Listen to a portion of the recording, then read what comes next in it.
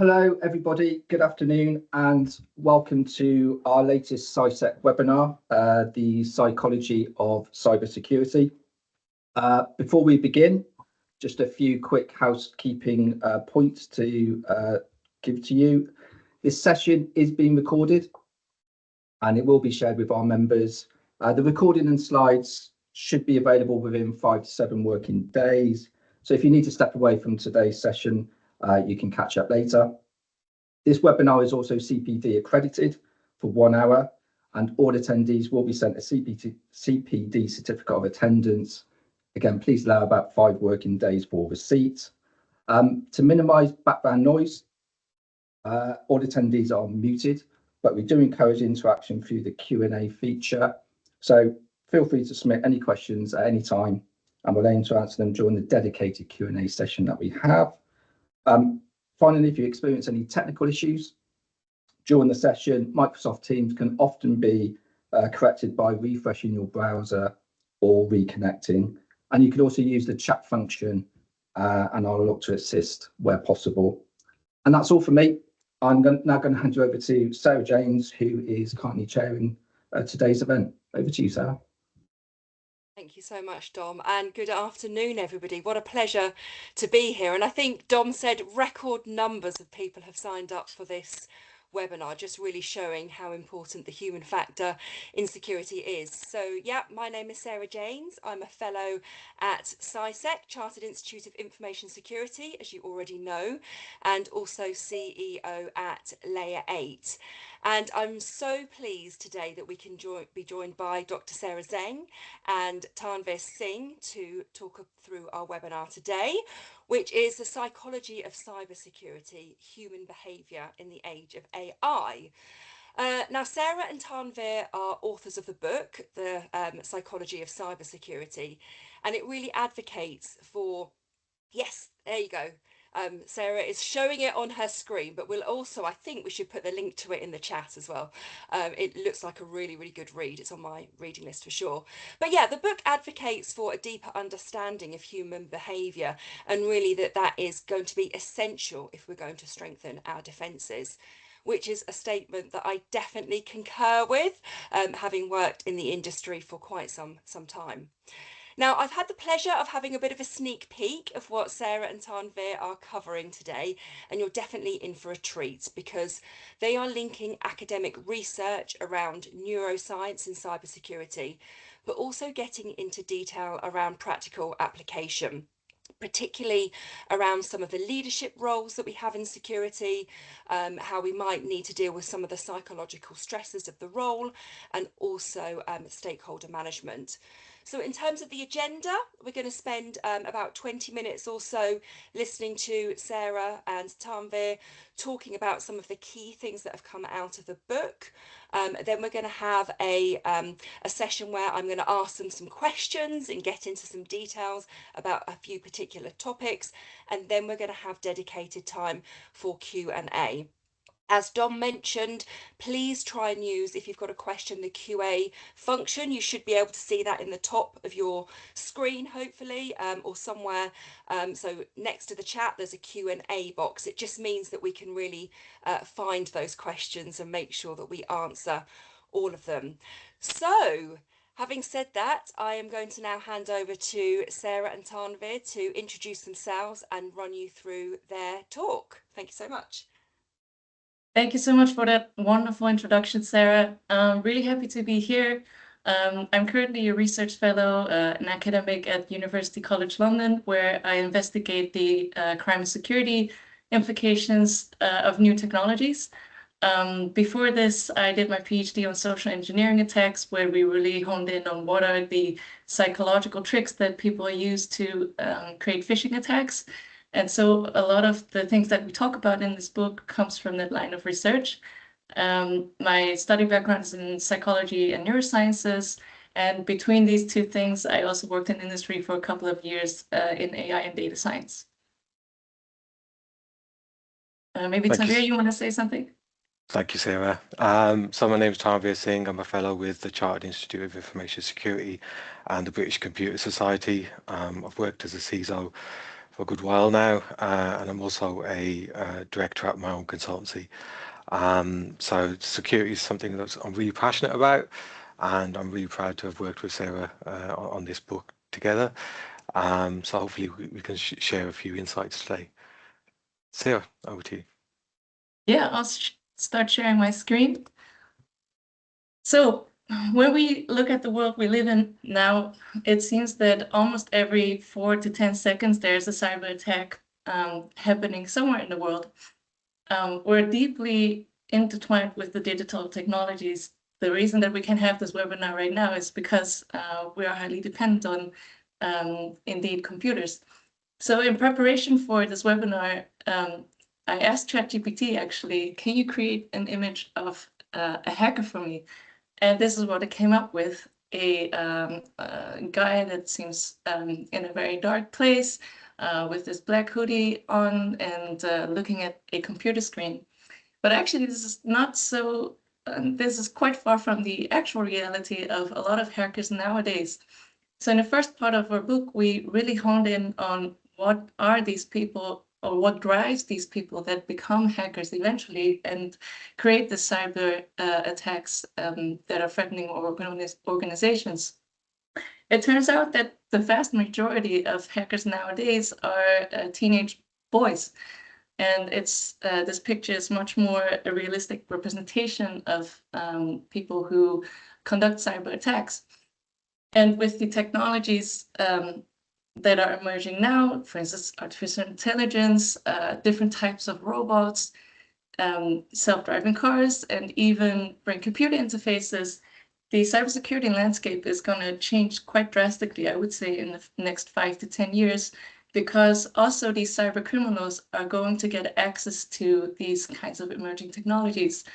I'll say a few words about some of these pictures here. So, for instance, in the top right corner, you see a social robot that is being used by police in the Singaporean airport to patrol the public spaces there.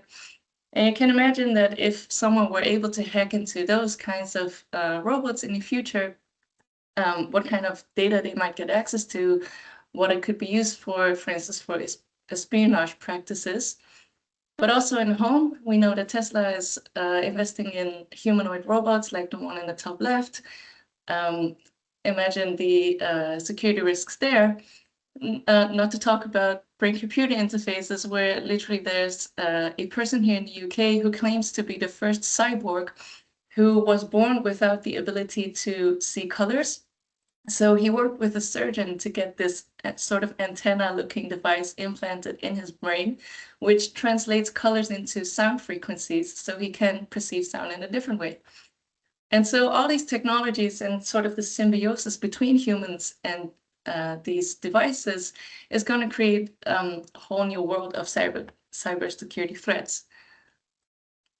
So with all these emerging technology risks, it's logical, of course, that we place a lot of emphasis on, okay, how can we create technologies that improve our cybersecurity systems? But at the same time, human beings have not really changed in their behaviors and their desires and maybe sort of ideologies that drives them to commit cyber attacks. So instead of looking only at the technological side of cybersecurity, why don't we also focus on the human constant? And here's where I'll hand over to Tarnveer. Thanks, Sarah. So in the same way, security leaders are implementing things like security operations centers to help deal with the defense. Hackers are also using similar techniques in terms of adapting their own playbooks to better understand and incorporate human psychology. So in the same way, the defenders are adapting playbooks to better deal with the hackers. The hackers are constantly changing through trial and error, trying different methods and tactics, and developing better playbooks that based on what works. So they're exploiting human psychology by manipulating emotions like fear, exploiting trust and curiosity, using these social engineering tactics, through phishing, vishing, and pretexting to bypass existing security protocols. These types of psychological attacks are going to be amplified even further by the use of AI and deepfakes. And this is going to enable hackers to create more convincing impersonations and automate malicious content generation, such as through AI-powered ransomware attacks. So understanding these psychological vulnerabilities is absolutely crucial for organizations to develop more effective defenses, including advanced behavioral analytics and much more targeted and bespoke employee training that will help to counter some of those social engineering tactics that are being used. So the typical tactics that we've seen across this year used by hackers include things like emotional manipulation, where they're tapping into things like urgency, fear, and curiosity to trick victims into acting without thinking. That might be, for example, through creating a sense of panic to pressure a user into clicking malicious links or taking some action that will undermine their security.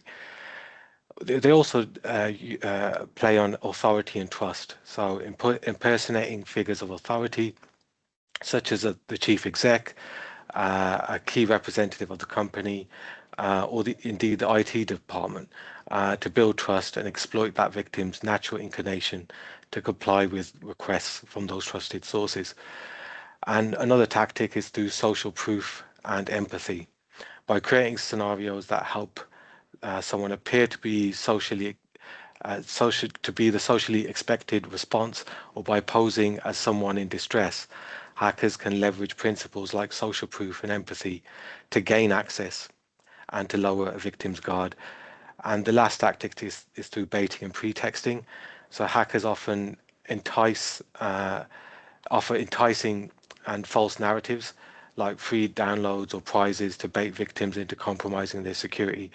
So pretexting essentially involves creating a fabricated scenario to gain information or trust from that target. And so these types of psychological attacks will start to evolve further with AI. So we'll have AI-powered social engineering, where AI models will generate highly personalized and convincing phishing emails, messages, and deepfake videos and audio, making attacks much more sophisticated and harder to detect. AI can analyze a target's digital footprint to help develop more convincing phishing emails and other types of communications that are much more personalized and emotionally manipulative. AI chatbot scams with conversational AI can be used to automate interactions with targets, creating persuasive arguments and exploiting emotional cues to trick them into divulging information or performing malicious actions. Other ways that these attacks will evolve with AI, automated attacks, where AI can automate various stages of the cyber attack, enabling automated ransomware attacks that adapt and evolve, acting as the perpetrators themselves. And also through deepfakes for disinformation. So AI can generate realistic deepfakes of individuals, which can be used for social engineering fraud, such as impersonating that chief exec or instructing employees to transfer funds or bypass their own security systems. So these are ways that psychological attacks will only just get more and more exploited, and emerging technology will be able to exploit them even further. Thank you, Sarah. Yeah, I think that's such a great overview of the sort of psychological tactics that are often used in social engineering attacks. So to make that, I suppose, even more realistic or closer to your imagination, we interviewed actually 3 cyber criminals who regularly, who actually commit cyber attacks for a living. So I took an excerpt from one of these interviews with the first person we interviewed. And I think this really exemplifies the mindset of a hacker and the reasons they use to justify what they do. So I'll read a couple of parts from here. So the first question here was, let's start with the basics. How did you get into cybercrime? And this person mentions that over time they realize how vulnerable many systems are, and that it's kind of an easy opportunity to then exploit those systems. They mentioned, like Tarnveer also described, using phishing scams, malware, ransomware, and all kinds of social engineering. And later on, I think what's really interesting here is, do you ever feel remorse for the damage you cause? And essentially, this person says no, because if companies are not really prepared and taking security seriously, this person suggests that they deserve to be attacked and they deserve to suffer. So I think this is a really interesting insight into what drives these people to commit these attacks.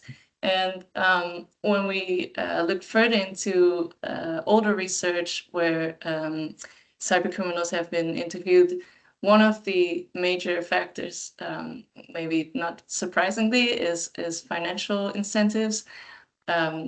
We've seen with recent cyber attacks how much cyber attacks can harvest for these people.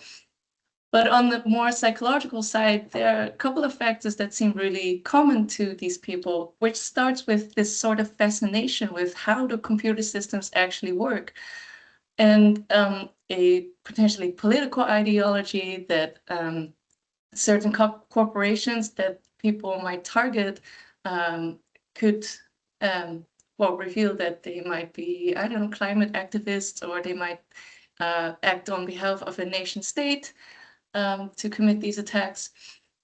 Often we find that these people, so again, this teenage boy stereotype that turns to hacking, might be feeling lonely and hasn't really found the social networks in their real life to hang out with. They might feel bored and unchallenged, and together with this common desire to feel valued for doing something, it's kind of easy to turn into hackers. Because on the environmental side, on the right side here, it's very easy to get access to the dark web. And especially when you're being a quiet teenager with your laptop up in your room, parents are actually happy to let you do whatever you want without having to supervise you constantly. And then to provide for, or to cater to that sense of loneliness, there are loads of online hacking communities that people can engage with. And also is quite low investment to get into hacking, which then brings us to the conclusion that social engineering and all kinds of cyber attacks actually are pretty easy, cheap, and effective to execute for even people of relatively young age.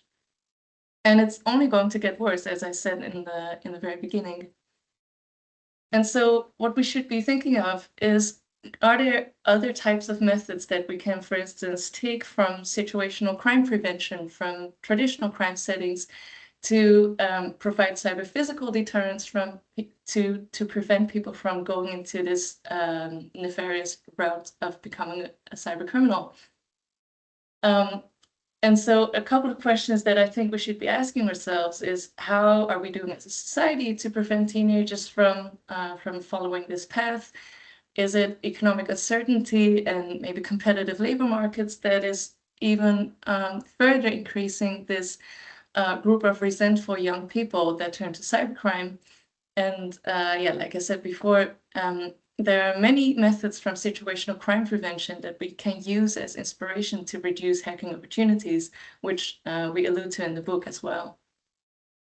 So a case in point is the recent M&S attack, and here's where I'll hand over to Tarnveer again. Yeah, thank you, Sarah. So if we look across 2025 and look at some of the key cyber attacks that have taken place this year and how this links back to the topic of this webinar today, we had the M&S attack, cyber attack around Easter, and it's just a case in point in terms of you can tick all the boxes for security compliance, and you can adopt that kind of compliance culture where you've met everything that the security standards expect of you, but that does not necessarily represent actual behavioral security. And I think that that's where we need to kind of step beyond what is the minimum viable product or the minimum that we need to do to achieve security, and more into understanding what are the latent causes of these types of attacks taking place in the first place. So hackers, once they've gained access, they'll look for things like you know, what is your where is your cyber insurance policy kept? What is your business continuity plan? What is your incident response plan? They will access all of this information once they gained access. There's very little that they won't be able to gain access to, and so we've got to switch to the earliest phase in that cycle and make sure that we're preventing them gaining access in the first place. And you know, also the more that you have these plans, the more you have these cookie cutter formulaic plans, the more hackers will understand the standard steps that you're going to follow. And you know, we need to think about this more from the psychology of all of the key stakeholders that are involved, and accept the fact that this standard approach to compliance and standard approach to training does not work. Otherwise, you wouldn't have these major cyber attacks happening in the first place. And the fact that they're using increasingly social engineering and the human side of risk much more in these attacks, it only goes to show that this side is the area that we need to explore further. And it's not just M&S, you know, it's the co-op cyber attack. It's the attacks that have happened against airline firms in the US. You got Jaguar Land Rover, you know, biggest cyber attack in history in the UK, £2 billion hit, as well as the ones that we'll put up on the screen here. So Co-op, Harrods, M&S.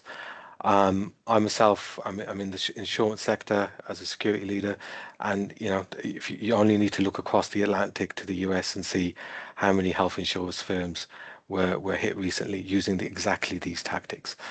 So, you know, if we look at these attacks, social engineering methods such as, you know, impersonating IT staff were used to compromise many of these firms, particularly M&S, allowing attackers to reset passwords and gain access to internal systems so that they could then deploy ransomware.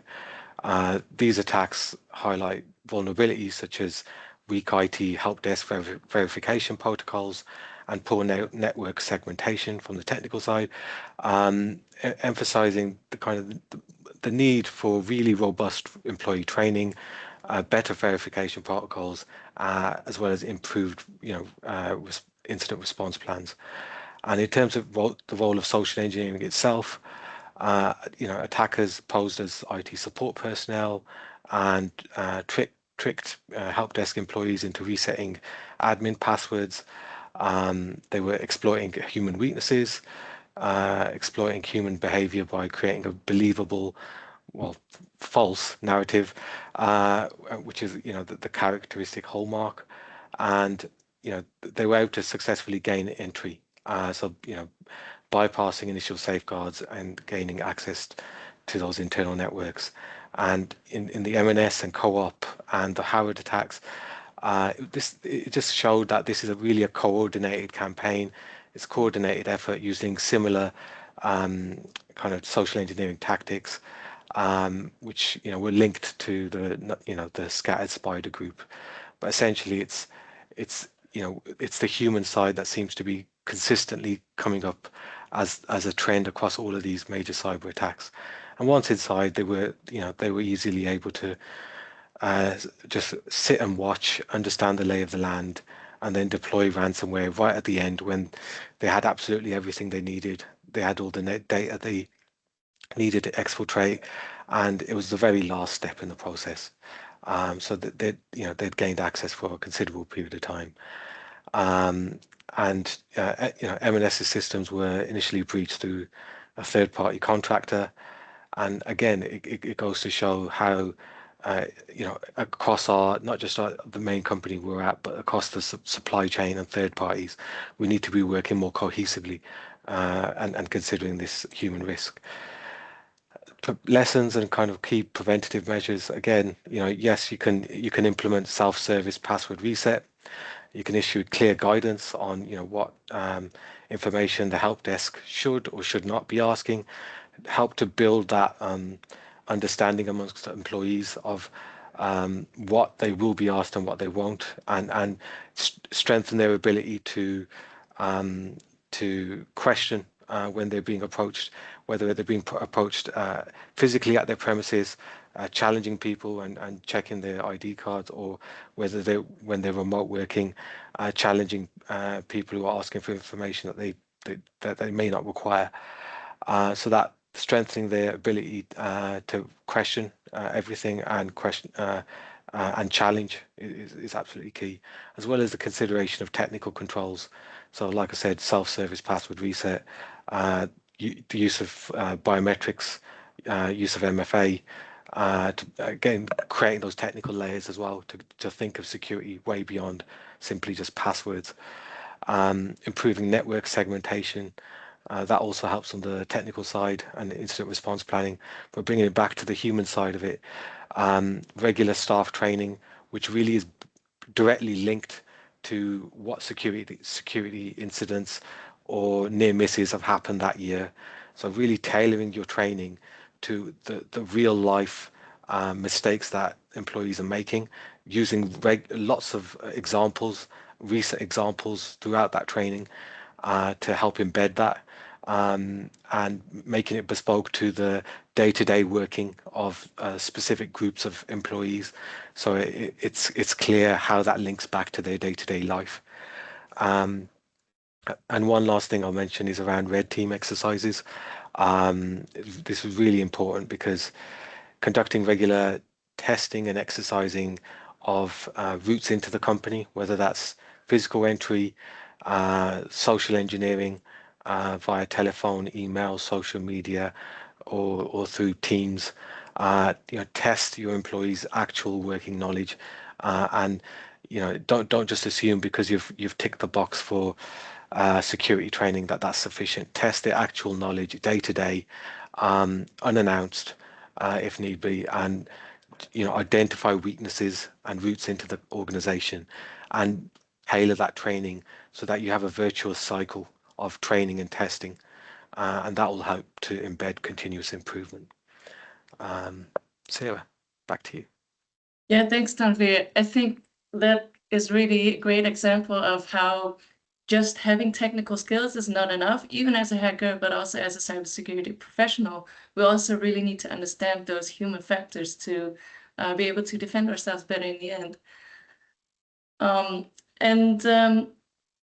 This relates actually to one of the points you made regarding governance and risk and compliance, where cases like the M&S attack really make you wonder, how was it possible that despite checking all those boxes for those compliance frameworks, there was still this huge attack that materialized?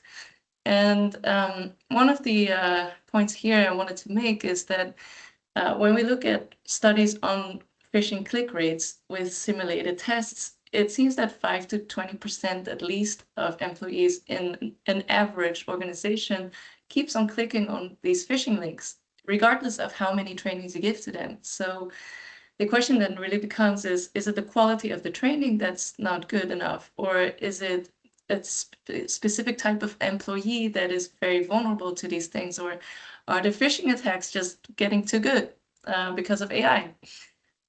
So there are a lot of open questions in this space, but generally what does seem a constant is, again, I'll go a little bit into the neuropsychology background I have, where when people receive an email and they have to determine, can I trust this, yes or no, they rely on the context in which that email is sent. So if you are, let's say, a product manager in, I don't know, finance department, any email that alludes to that particular context will be trusted more overall, regardless of whatever technical indicators might be present in that email. So because we trust so much on this context, it makes us very vulnerable to believing things that are not necessarily true. In short, having a sense of trust that does not necessarily equate truth. And this is why brains are easily fooled. But on the flip side, it is also quite easy for people to fool others. And if we were in a room right now in physical space, I would ask everyone to put their hand up if you believe you have never successfully lied to someone. And usually nobody puts their hand up because a lot of people are capable of telling lies, even if it's just a small white lie. So it should not be surprising in a way that these social engineering attacks are so successful. And in the interest of time, I won't go into a lot of detail here, but we did a study that tried to understand what are the sorts of cues that people in general use to judge whether something is true or a lie. And the first finding from this set of experiments is that people are bad lie detectors partially because they rely on unhelpful cues. For instance, if I lie myself, so lying oneself, it seemed to enhance the suspicion in people for whether other people are lying. And we found that precisely this phenomenon is not very helpful. So when you lie a lot, you're more likely to believe other people are lying a lot because you use your own behavior to understand other people. But that's just not necessarily the case. And the opposite works as well. So if you are a very honest person, it's likely that you will believe other people are mostly honest to you as well. So we can use these kinds of psychological findings to translate them into better human cybersecurity risk management. And I'll give you an example of that in a follow-up study that we did. Yeah, this is a little hint. It's not through a 30-minute cookie cutter training like Tarnveer mentioned. Here we thought, well, maybe instead of telling people what they should be looking at and should not be looking at when they receive emails, it's a more helpful approach by taking inspiration from this red teaming exercise, as well as this self-projection phenomenon I just mentioned, and create an adversarial type of training. So in this study, we had people from my institute, both staff and students, complete either this adversarial type of training or a conventional phishing awareness training. And then 2 weeks later, we sent all of them a simulated phishing email, one of 5 different types. And then we compared which of these 2 groups was better at detecting the email.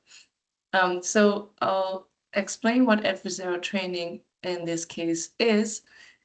This is really where we wanted people to engage with how a hacker would think about creating a phishing attack specifically for them. So we work with this actor to create a story around this person is going to social media, in this case, harvests a lot of information about the person they want to send a spear phishing email to, and then goes on to show the viewer exactly how they would create a fake email address, create a convincing email message to them, and then we essentially ask the participants in the study to do the same. And create their own phishing emails. So this is just an example where we gave a scenario of you're trying to obtain the login details of someone at the United Nations.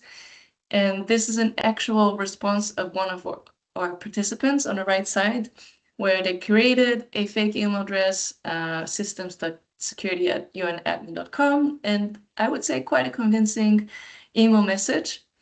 They really put effort into the training.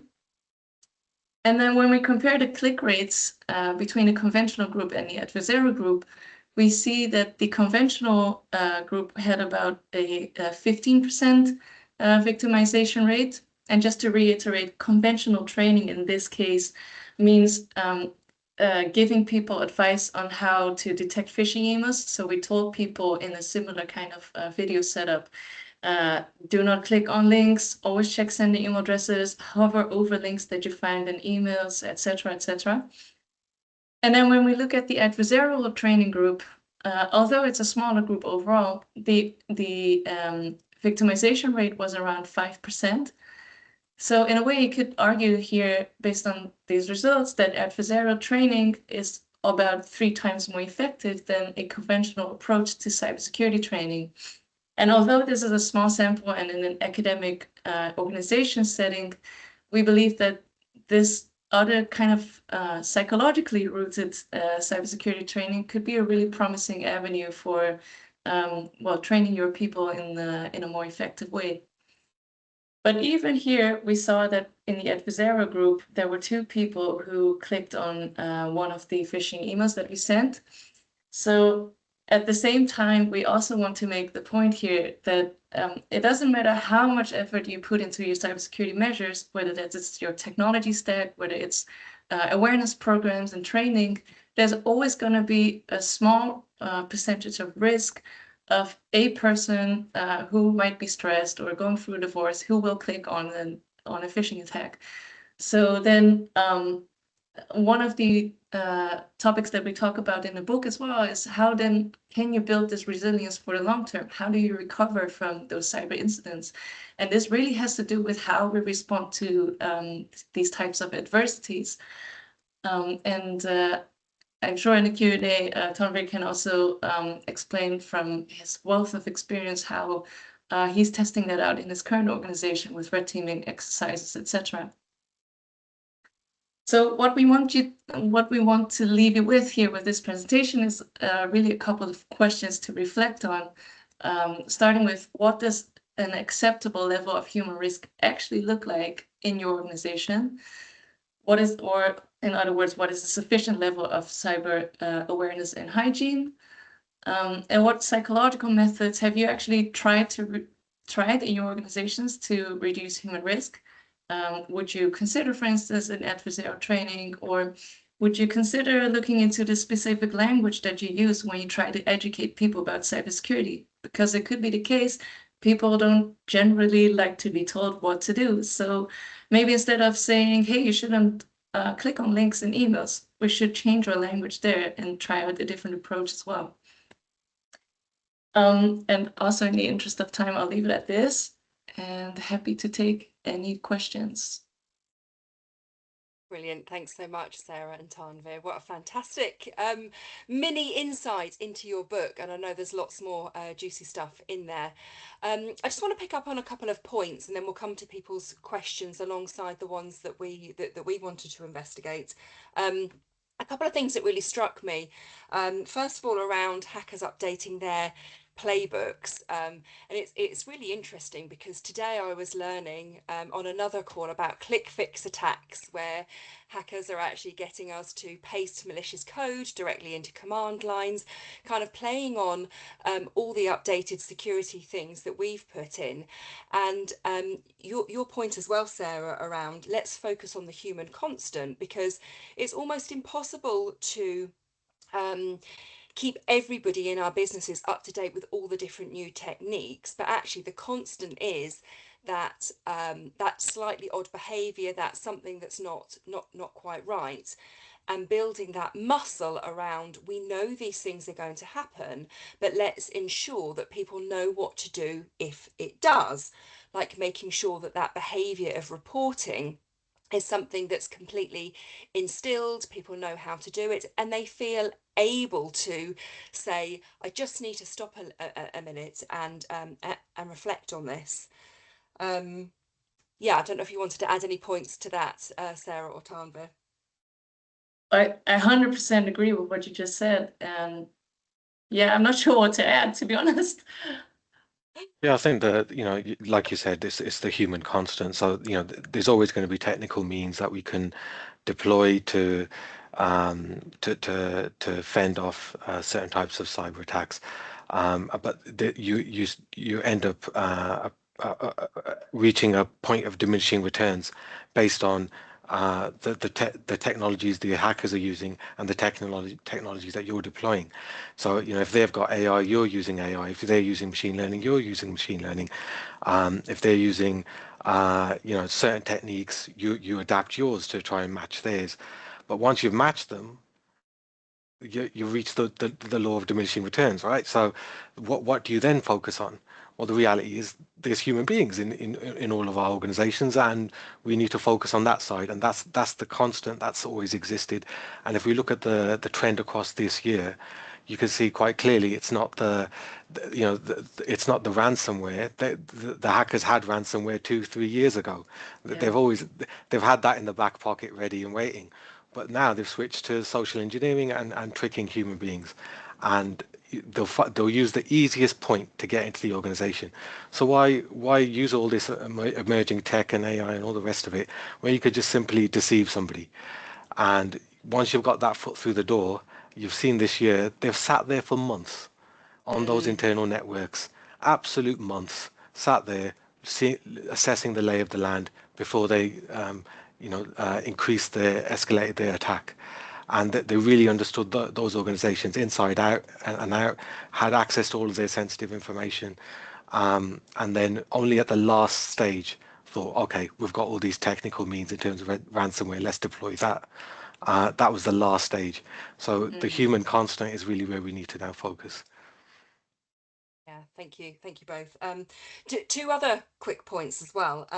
You mentioned real life stories. We've seen how important they are. Sometimes in security, we're perhaps unwilling to share some of the details of things that have happened, but we have a human bias that if we're hearing stories about other people, we think, well, not us, not me, we're okay. So being able to share stories about what's actually happening inside your organization, it's really, really important. Also, to connect that, the piece about the adversarial training, we've used it in a lot of organisations to kind of to expand your small research, Sarah.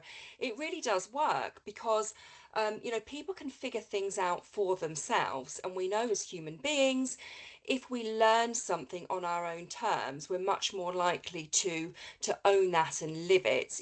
I don't know about any of you lot on the call, but if somebody tells me how I'm supposed to behave, I kind of don't want to listen. I want to figure it out myself. So we know that those sorts of things are really, really good ways to learn. Cool. I'm going to come into some of the points that have been raised in the chat. So in the Q&A, I should say. So one of the topics that we wanted to talk about is how somebody working in this field, or perhaps as a leader in this field, could take some of this content and use it practically. And there's a couple of questions in the chat that relate to that. So bear with me while I find it. There's so many questions in here. I'm going up and down now. Right, okay, so this one here from Steve. So we've known for decades how to secure systems and data, yet continue to fail to even do the basics. What psychological levers do you recommend to improve this situation? And Sarah, maybe I'm going to come to you first with that question around, how can we use these psychological levers inside an organisation to really help embed those behaviours? That's such a great question. There are so many human factors actually that play a role in cybersecurity. But I think one really important one is risk perception. And you actually just alluded to that as well, Sarah. If people believe that they are not really a target for cyber attacks, then why should they change their behavior at all? And I think it really starts with having that actual awareness that people's individual behavior in organizations does impact the risk level that you expose your organization to. And I would say, as a cybersecurity professional, I would start by asking different types of questions. So like the question asker here, instead of focusing on these technological measures only, maybe we can start talking about questions like, really, what does this human risk level look like that is acceptable to our organization? What do we want people to actually do when they may have clicked on a phishing email? Do they know the routes to report it to the right person? But also certain types of requests that are unsolicited from your IT department or from your HR or finance departments. We should really have these digital norms, I would say, or communication norms about how do you want those things to happen? How do you want to respond in case someone out of the blue asks you for any personal information or even login details? And then I think once you have asked those questions and opened up that conversation within your organization with your security leaders or your exco, then you can start looking into some of the research findings and take inspiration from there to see what are the specific behaviors that we want to focus in our organization. Because maybe the problem in your organization is not really phishing click rates, but it's access to files or something else.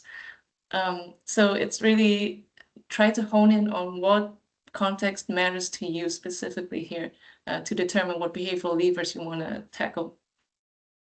Yeah, thanks, Sarah. We always have this phrase, we say conversation changes culture.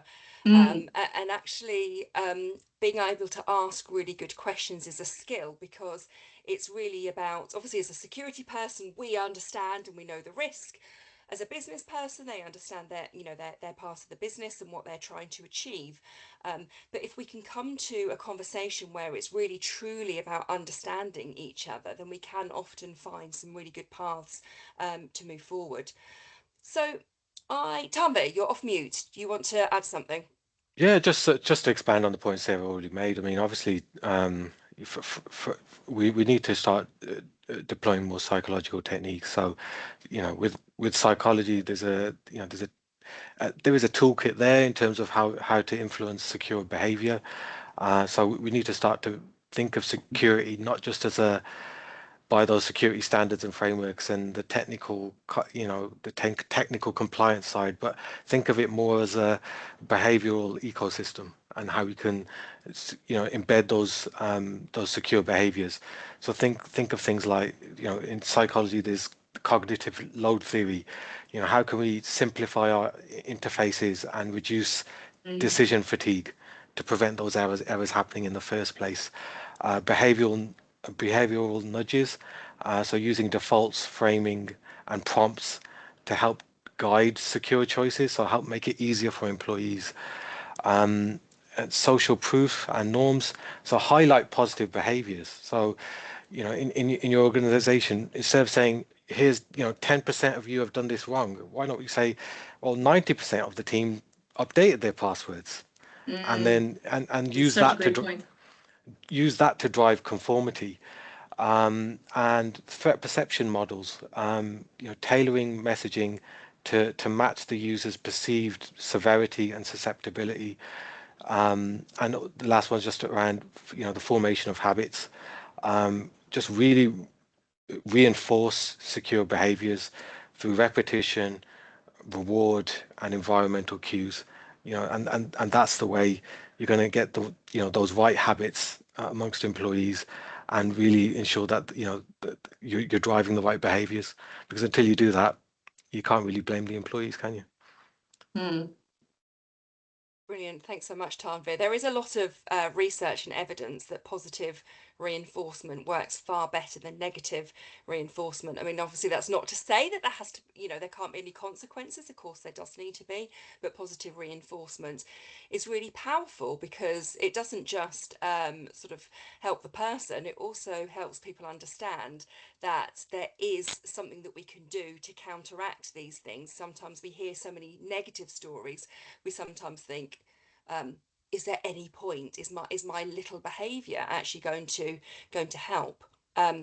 Awesome. I want to touch on some points that have been raised in the chat around third parties. So not in the chat, in the Q&A, apologies. So there's a question from Dave here. Jaguar Land Rover, we're not insured for the cyber attack. Do you think this is a choice?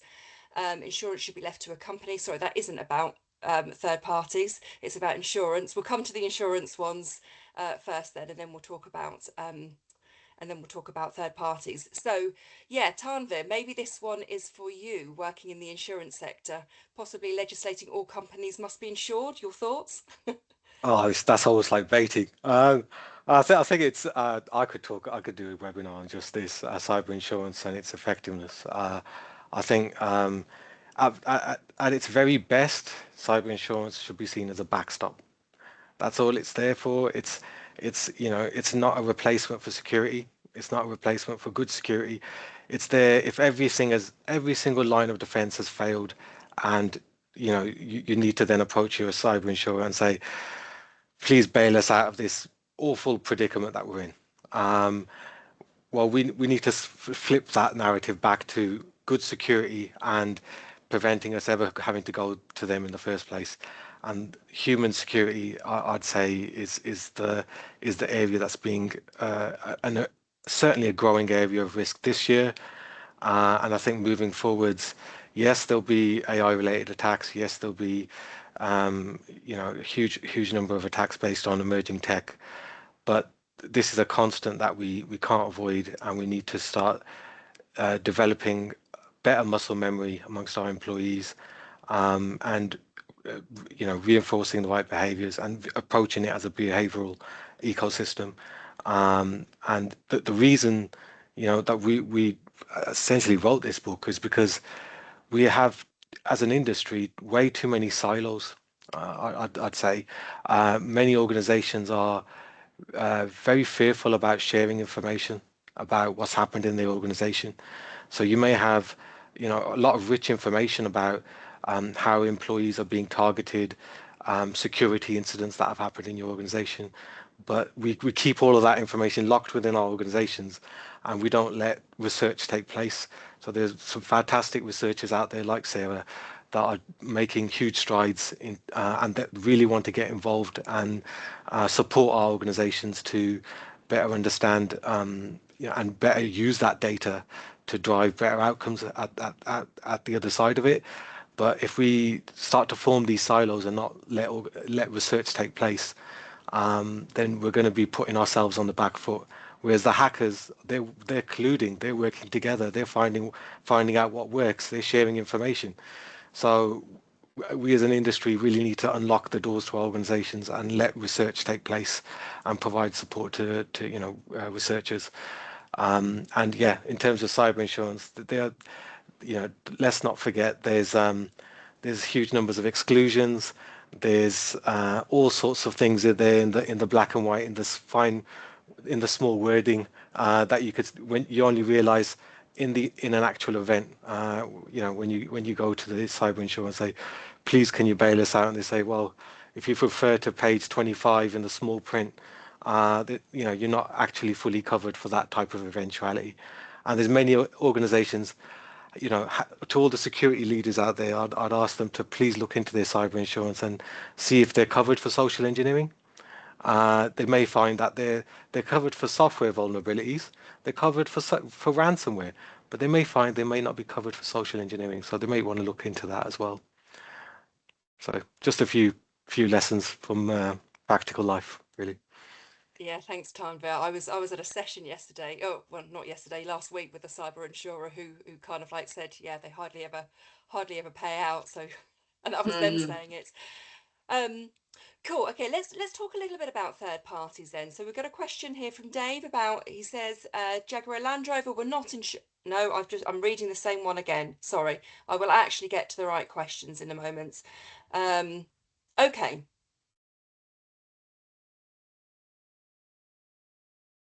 Basically, I can't find the question now, but the question was around how can we ensure that our third parties are doing adequate security training? Sarah, do you want me to take this one first, and then you could jump on? Yeah, sure. Go ahead. All right. So it comes from this whole compliance culture and following of standards, and sometimes internally in our organizations, us as security professionals, we make sure we're ticking all the boxes for ISO 27001 and our other security standards, and we say, okay, because we've met all the ticked all the boxes, we're safe. And and we've proven in this webinar why that's not the case. In a similar way with third parties, just because you've sent a supplier assurance questionnaire out with a ridiculous number of questions delving into the aspects of their security, and maybe after weeks and weeks they've sent that back, and you've maybe done a bit of work with them to ascertain how much of that information is correct, probed a little bit into their technical security.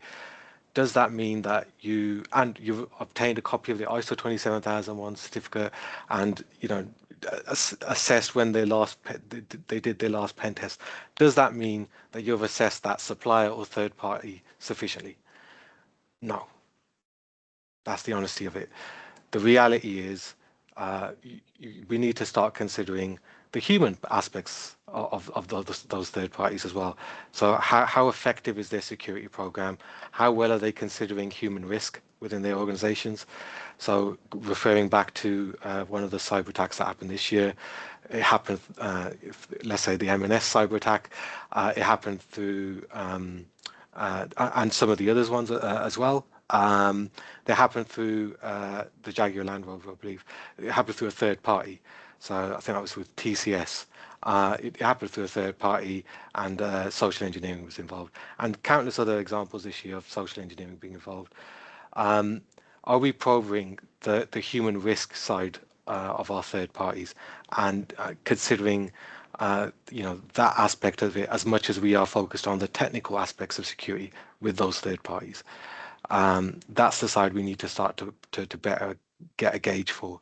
So once we start to think of security more as a behavioral ecosystem, we start applying behavioral metrics, and then we start considering our other stakeholders in the game through that lens.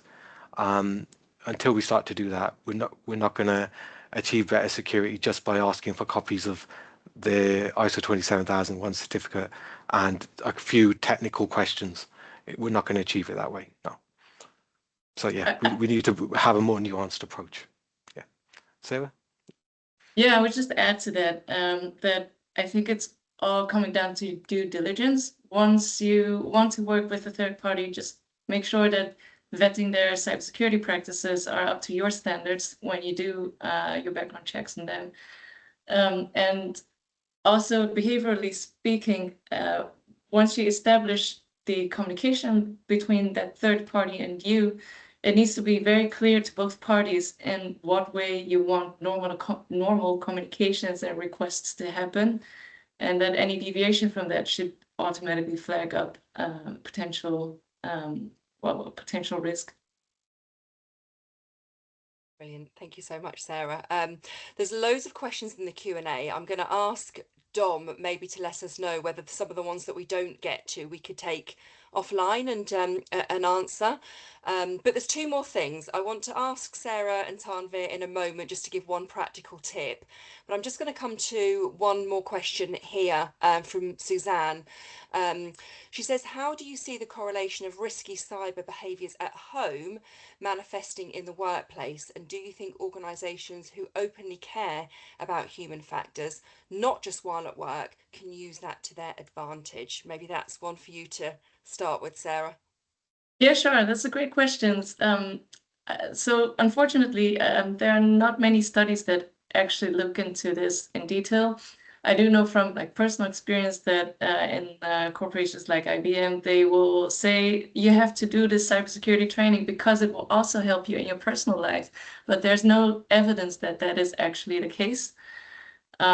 Actually, I would say when it comes to the realm of phishing attacks, it's often that there are two groups, sort of. So one group is occasionally clicking on your simulated phishing attacks because they were stressed. It was circumstantial. It was because of the context they were in. They were distracted or stressed. They just came back from holidays or something that made them more vulnerable in that particular moment. But on average, they're pretty good. And then there's maybe a second group here that does repeatedly fall for phishing attacks, which I think has more to do with that psychological phenomenon I talked about, where very honest people think that in general, they're not really targets for cyber attacks. So my hypothesis would be that if you are in that second category, it doesn't matter what kind of training you get at your work. Probably it doesn't matter if you're at home or in the office, you're equally vulnerable, I would say. But again, this needs to be tested. Yeah, so I'd concur with that, but I would also say your behaviours transfer with you, whether across all boundaries, whether it's your personal or professional life. Increasingly our work laptops are used at home.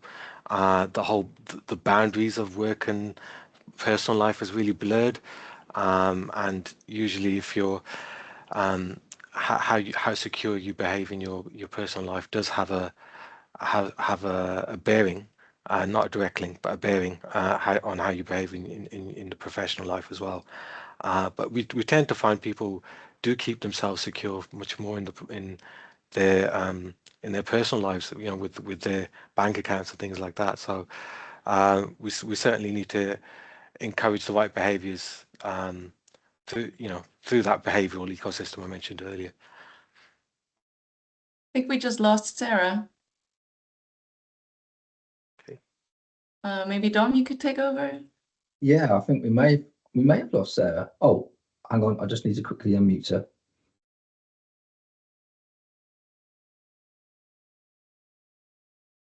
Thank you. Yes, I froze and couldn't hear you. But I could see that your lips were still moving, so I guess that you were still answering my question. We're at time now. I was going to ask you maybe to leave with one thing that everybody could do practically if they were in a role in an organisation and they needed to kind of make a change. So perhaps if we could just have a quick answer on that and then we wrap the call off. But thank you so much, Tarnveer and Sarah. Yeah, thanks a lot to all of you and all the attendants. I would say start with piloting new approaches that really target psychological factors. And there are a couple of ideas that we explain in the book. And yeah, you can also just reach out directly if you want to chat about any of these ideas. Thank you. Tarnveer. Thank you. Yeah, I just concur with that. Just, you know, I'd say for security leaders out there, just focus on winning buy-in at senior level, test your assumptions, test employees and how much of your training is sinking in, and start to use these behavioral metrics, which will help you understand and develop a behavioral ecosystem.